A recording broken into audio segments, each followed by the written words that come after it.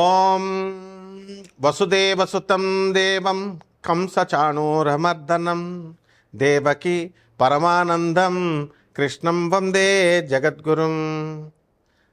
జగదేక వీరుడైనటువంటి అర్జునుడికి జగద్గురువైనటువంటి శ్రీకృష్ణ వారి పాదపద్మాలకు నమస్కారం చేస్తూ మనం ఈ రోజున శని శుక్రులు ఇద్దరూ కలిస్తే ఈ మీనరాశిలో 2025 సంవత్సరంలో ఏం జరుగుతుందో చూద్దాం.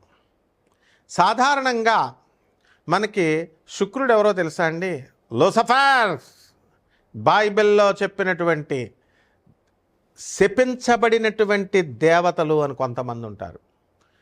అలాగే హిందూ మతశాస్త్రంలో కూడా మనకి గ్రామ దేవతలు అని మనం చెప్పుకుంటాం కదా.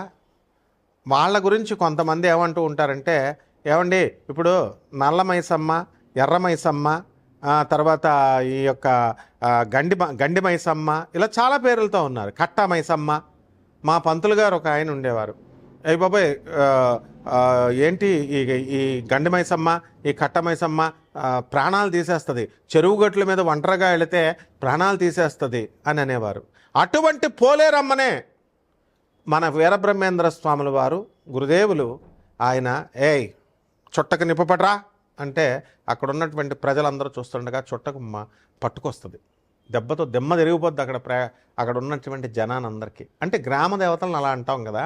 అలాగే మన బైబిల్లో కూడా వీటిలన్నిటిలో కూడా లూసిఫర్ అంటే ప్రభువు ఏం చేశాడంటే, దేవుడు ఏం చేశాడండి, ఆయన ఒక సృష్టి చేశాడు. ప్రధాన చీఫ్ పిఏ లాగా లూసిఫర్ని. అరే నువ్వు వెళ్ళి పరిపాలిస్తున్నాడు. మరి ఆయన ఏమన్నాడు, వెళ్ళి నన్ను పొగడకుండా ప్రభువుని ఎందుకు పొగడడం, దేవుణ్ణి ఎందుకు పొగడడం అని చెప్పేసి ఆయన ఏం చేస్తాడు, ప్రభువుని పొగడకుండా ఆయన తనను తాను పొగుడుకుంటూ ఉంటాడనమాట. అతనే అప్పుడు ప్రభు కోపం వస్తుంది. తనను పొగడమని తన్నే దేవుడిగా డిక్లేర్ చేసుకుంటాడు ఈ లూసిఫర్. అప్పుడు ప్రభు శపించి, నువ్వు శపించబడినటువంటి దేవతలనే వాటిల్నే ఏమంటామంటే భోగలాలస దేవతలు అంటాం. యక్షులు, కిన్నర్లు, కింపురుషులు ఇలా ఉన్నారు కదా. అలాంటి కేటగిరీలో ఈ లూసిఫర్ అనేటటువంటి వాడు సాతాన్ అంటాం. మన హిందూ ధర్మశాస్త్రంలో కలిపురుషుడు అంటాం. అతనే శుక్రాచార్యుడు. అంటే శుక్రాచార్యుడు ఏం చేశాడంటే భోగలాలసత్వం, రాక్షసులకు గురువయ్యాడు. శుక్రాచార్యుడు తత్వంలో 2 రకాలు ఉంటాయండి. శుక్రుడుగా ఆయన రాక్షసులకు గురుత్వాన్ని వహించినప్పుడు ఆయన ఆచార్యుడిగా ఉంటాడు, ఒక ప్రొఫెసర్గా మంచి చెప్తాడు. అలాగే శపించబడినప్పుడు అతను సాక్షాత్తు శ్రీ మహావిష్ణువు తన తల్లిని చంపాడు అనేటటువంటి అక్కస్సుతో శ్రీ మహావిష్ణువు మీద ద్వేషంతో భక్తి మార్గంలో ఉన్నటువంటి వాళ్ళందరినీ కూడా భోగలాలసత్వం వైపు లాగేస్తాడు.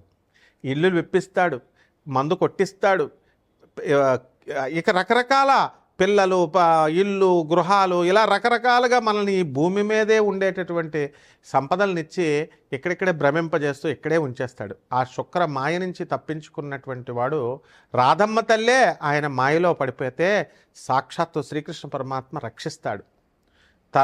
ఆ రాధమ్మ తల్లి జాగృతమైన మరుక్షణం శుక్రాచార్యుడి యొక్క మాయను విచ్ఛిన్నం చేసింది. అంత పవర్ఫుల్ శుక్రాచార్యుడు. మరి ఇక శని ఎవరో తెలుసా అండి? అటానమస్ ప్లానెట్, స్వయం ప్రతిపత్తి కలిగినటువంటి ఒక అటానమస్ యూనివర్సిటీ లాంటిది. ఆయన బ్రహ్మ విష్ణు మహేశ్వరుల్నే ఎదిరించి పారేస్తాడు. విష్ణుమూర్తి ఈ శనీశ్వరుడి యొక్క కాలు విరగ్గొట్టేస్తాడు. అలాగే మరి అహంకారపూరితుడై యుద్ధం చేసినప్పుడు, అంటే తాను ఎవరికి రిపోర్టింగ్ ఇవ్వాల్సినటువంటి అవసరం లేదు. ఇప్పుడు శనీశ్వరుడు మిమ్మల్ని కోటీశ్వరులు చేయాలన్నాడు అనుకోండి, చేసి పడేస్తాడు అంతే. విష్ణువుని కన్సల్ట్ చేయాలా, బ్రహ్మను కన్సల్ట్ చేయాలా, ఏమన్నా తొక్కి పడేయాలనుకోండి మిమ్మల్ని, సాక్షాత్తు శివుడు అడ్డొచ్చినా సరే తొక్కి పడేస్తాడు మిమ్మల్ని. ఎందుకంటే ఆయన శివస్వరూపం, శివుడి అవతారమే శనీశ్వరుడు. కాబట్టి ఈ యొక్క శనీశ్వరుడికి స్వయం ప్రతిపత్తి ఎలాగైతే ఉందో, రావణ బ్రహ్మ వాడంటే అందరికీ పాస్ పడిపోద్ది. మరి అటువంటి రావణాసురుడు నవగ్రహాలన్నింటినీ బంధించి ఈ గడుల్లో కూర్చోబెట్టి ఏ స్థానంలో అయితే శని ఉంటాడో ఆ స్థానంలో ఆయుర్దాయం తన కొడుకు పుట్టబోయేటటువంటి ఇంద్రజిత్తుకి పూర్ణాయుర్దాయం, పూర్ణైశ్వర్యము, 10 మంది పెళ్ళాలు, ఈ రకంగా 10 కార్లు, ఇలా ఎవడైతే కోరుకుంటాడో ఆ విధంగా సకల సంపత్తిని ఇచ్చినప్పుడు ఏం జరిగిందో తెలుసా? శనీశ్వరుడు పక్కగళ్ళలోకి వచ్చేస్తాడు. ఏంట్రా ఇటువంటి నువ్వే దుర్మార్గుడివి తండ్రి, రావణాసురుడివి, నీకు మళ్ళీ పుట్టబోయే కొడుకు అంతకంటే వెధవ, కాబట్టి మీకు ఆయుర్దాయాన్ని ఇవ్వాలా అని చెప్పి పక్కగళ్ళలోకి వచ్చేస్తాడు. ఎప్పుడైతే పక్కగళ్ళలోకి వచ్చాడో ఆయుర్దాయం క్షీణించబడింది, వాడికి మరణిస్తాడు. అంటే శని చేయదలుచుకుంటే అలా చేస్తాడు. ఆ తర్వాత పీడించేటప్పుడు బ్రహ్మని, తర్వాత ఈ యొక్క ఎవరు మన శివుణ్ణి మర్రి చెట్లో పడుకోబెట్టేస్తాడు. బ్రహ్మదేవుణ్ణి అవమానింపజేస్తాడు ఒక్క లిప్తపాటు క్షణం పాటు. అటువంటి వాడు పరమేశ్వరుని పార్వతీదేవి అడుగుతుంది ఏమని, అయ్యా నిన్ను పీడించడం ఏంటి, సర్వసృష్టికి నువ్వు జగత్తుకి అధిష్టాన దేవుడు కదా, నువ్వే కదా బాస్ అని అంటే, నేను సరదాగా పిల్లల్లాగా చేశా, మన పిల్లలు సరదాగా ఆడుకుంటుంటే మనం ఇది అవ్వకూడదు, డాడీ అని కొడతారు, పిప్పలాచార్యుడిని నేను పుట్టిస్తాను, అతని చేతిలో శనికి పరాభవం జరుగుతుంది అని చెప్పి పిప్పలాచార్యుడిని పుట్టిస్తాడు. ఇవన్నీ కూడా చాలా కథలు ఉన్నాయి. కాబట్టి మనం చెప్పుకోబోయేది ఏంటంటే శని శుక్రుడు గురించి చూద్దాం. మీనరాశిలో శని ఉచ్చస్థితి, అటువంటి శనేమో శుక్రుడు ఉచ్చస్థితి, శనేమో సముడు. కాబట్టి ఈ శని శుక్రుల మిత్రత్వం ఉంది. కాబట్టి ఎక్కడైతే ఇప్పుడు అమ్మాయిని 7 సంవత్సరాలు 8 సంవత్సరాలు ఫోన్ మాట్లాడి వాడికి అదుర్సు సినిమాలో బ్రహ్మానందంలాగా అయిపోద్ది అనమాట. శని శుక్రులు మీనరాశిలో కలిస్తే, మళ్ళీ శని శుక్రులు వేరే చోట కలిస్తే మళ్ళీ అది సక్సెస్ అవుతుంది.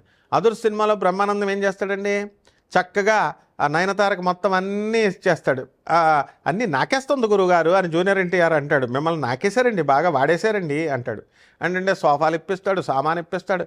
అలా మనం జనం అంతా కూడా ఆడది ఫోన్ చేయగానే, ఆడది అడగగానే మొత్తం డబ్బులు ఇచ్చేస్తారు.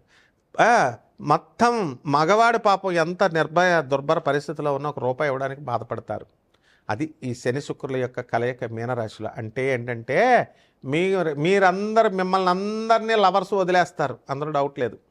తర్వాత ఎన్నో సంవత్సరాలుగా మేము ఇన్వెస్ట్మెంట్లు పెట్టామండి లవర్ మీద, మేము ఎన్నో కష్టాలు పడి మేము 7 సంవత్సరాలు 8 సంవత్సరాలు మాట్లాడామంటారు, మీరు మోసగింపబడతారు మీ ప్రేమికుల చేతిలో.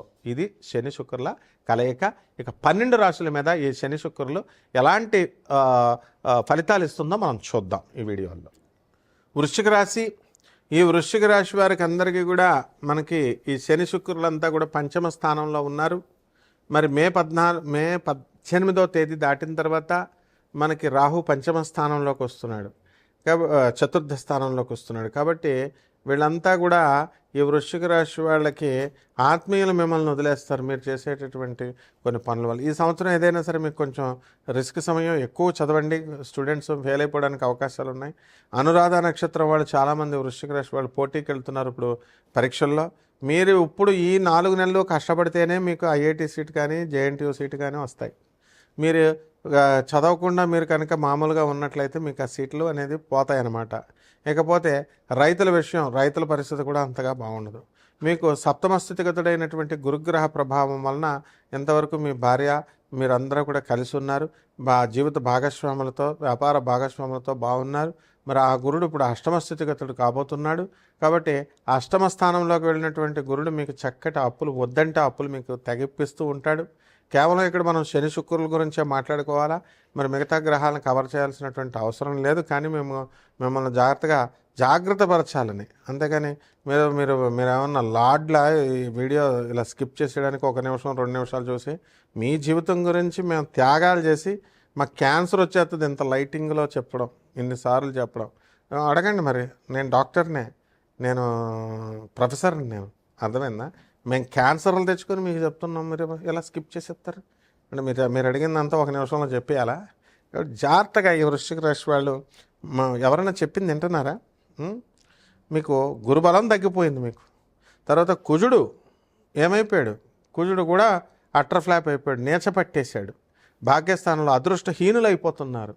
అయినా సరే పిల్లల్ని హాస్టల్స్లో, రెసిడెన్షియల్ స్కూల్స్లో వేసేస్తున్నారు. ఆ రెసిడెన్షియల్ మాయాజాలంలో పడద్దు, పిల్లల్ని కష్టపడేలాగా చెయ్యండి అని చెప్పినా సరే మీరు వినరు. కాబట్టి ఈ విధంగా ఈ యొక్క వృశ్చిక రాశి వారి వ్యాపారాల్లో ఎప్పుడు కూడా మంచిగా చేస్తారు మీరు. ఇన్కమ్స్ కావాలి మనకి. వృత్తి వ్యాపార ఉద్యోగ విషయాల్లో బాగున్నాయి. ఖర్చులు కూడా చాలా బాగా చేస్తారు మీరు. అలాగే బంధువులు ఎక్కువ వస్తారు, బంధువుల ఇళ్ళకి మీరు వెళ్తారు. మరి వాళ్ళు మిమ్మల్ని పెళ్ళిళ్ళకి పిలిస్తే మీరు పెళ్ళిళ్ళకి వెళ్ళడమే కాకుండా వాళ్ళందరికీ కూడా సహాయ సహకారాలు ఇవన్నీ కూడా చేస్తారు. మరి ఈ విధంగా ఇంకా మీకు బలపడాల్సినటువంటి అవసరం ఉంది. అర్ధాష్టమ రాహువు మీకు అనేకమైనటువంటి మెంటల్ టెన్షన్ ఇస్తుంది. మరి పంచమంలో ఉన్నటువంటి శని శుక్రుల ప్రభావం వలన మీకు అందరూ కూడా పిల్లలు మీకు మనశ్శాంతి లేకుండా చేయడం అనేటటువంటివి జరుగుతాయి.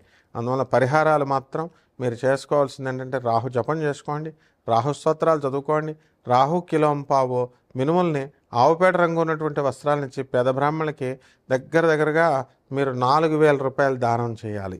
4,000 దానం చేసి పేద పూజారికి ఇవ్వండి. అలాగే మీరు చక్కగా ఏం చేయాలండి, మర్రి చెట్టు ఓడలు తెచ్చుకొని ఇళ్లలో పెట్టుకోండి. అలాగే చక్కగా మీరు రావి చెట్టు చుట్టూ ప్రదక్షిణాలు చేసుకుంటూ మీరు 108 ప్రదక్షిణాలు శనివారం నాడు చేయండి. ఈ విధంగా చేయడం ద్వారా బ్రహ్మాండమైనటువంటి ఫలితాలు మీకు లభిస్తాయి. ఆ దానాలు చేసేటప్పుడు ఇవన్నీ కూడా పేద బ్రాహ్మణుల్ని సెలెక్ట్ చేసుకోండి.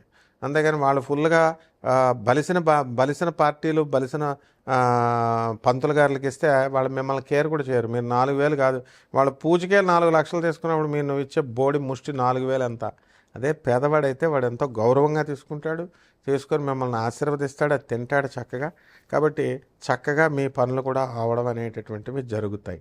కాబట్టి ఈ విధంగా మీరు చక్కగా గురుదేవులైనటువంటి దత్తాత్రేయ స్వామి వారి యొక్క హోమాలు చేసుకోండి, జపం చేసుకోండి, ఈ విధంగా గురుచరిత్ర పారాయణ చేసుకోండి.